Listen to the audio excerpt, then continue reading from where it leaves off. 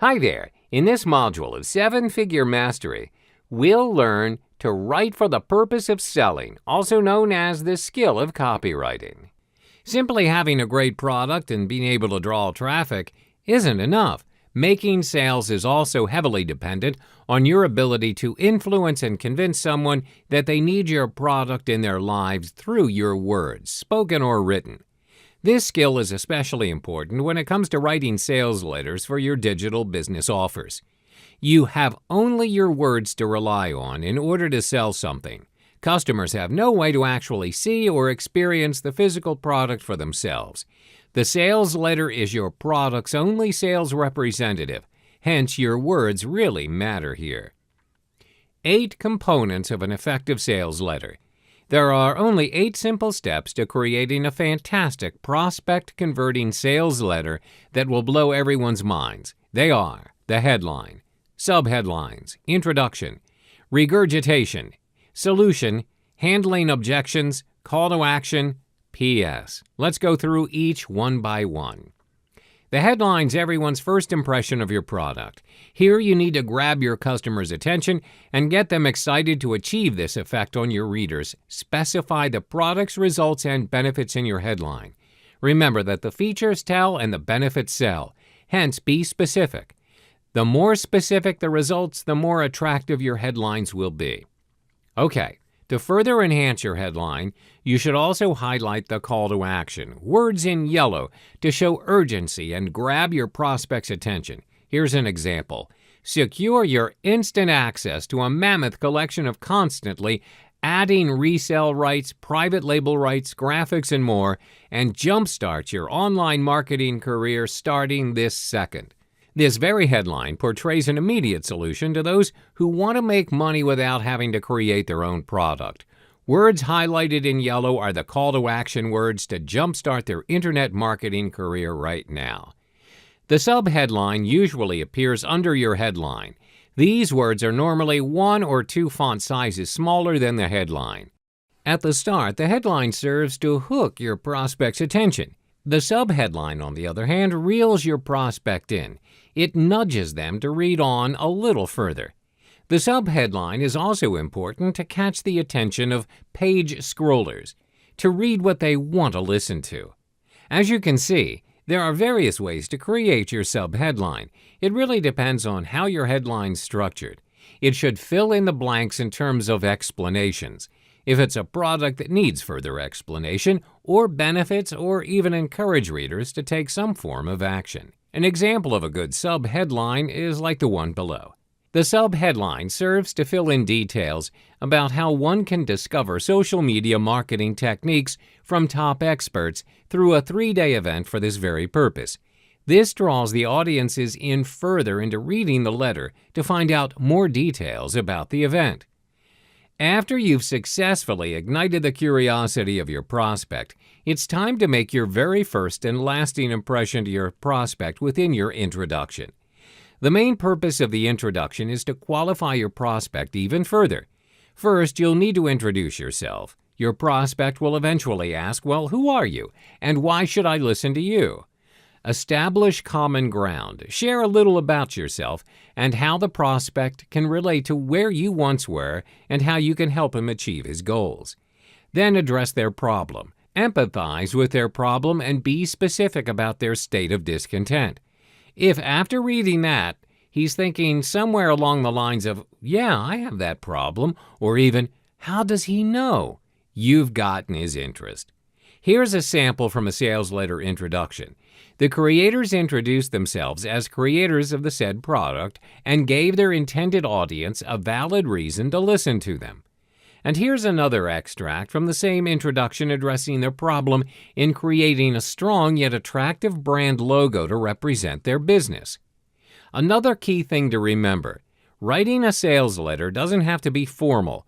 Despite the number of potential views it's going to get, your writing tone should be that of a one-on-one relationship instead of a broader address.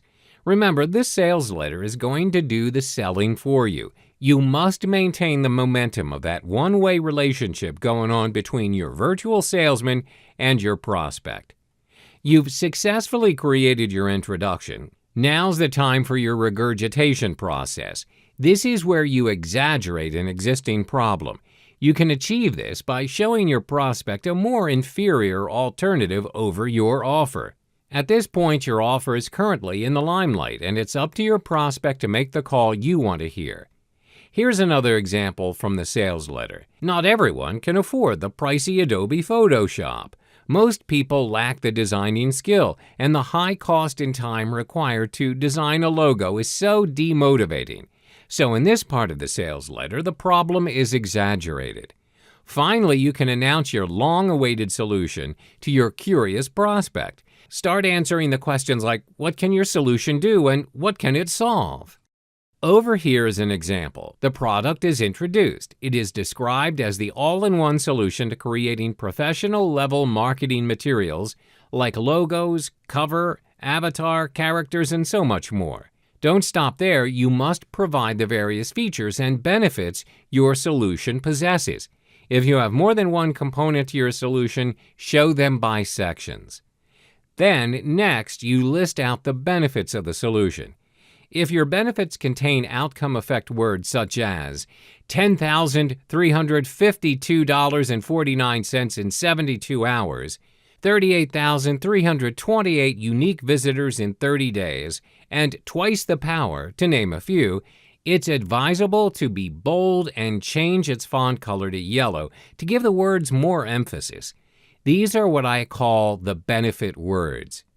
Here's an example. You finally revealed your solutions and all the amazing features and benefits. Now it's time for handling objections. One thing to take note of here, there's always going to be doubters amongst your many prospects.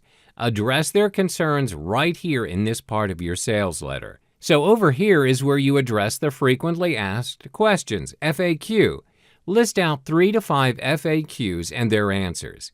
Also, you can include testimonials from your past and active customers who've used your products before. It can be either a social network post or even better, a video testimonial. And don't forget the money-back guarantee statement. Remember, not everyone's keen on buying things online. Scammers are everywhere. If the product doesn't work the way your customer wants it to, you should provide a refund. You can state this here.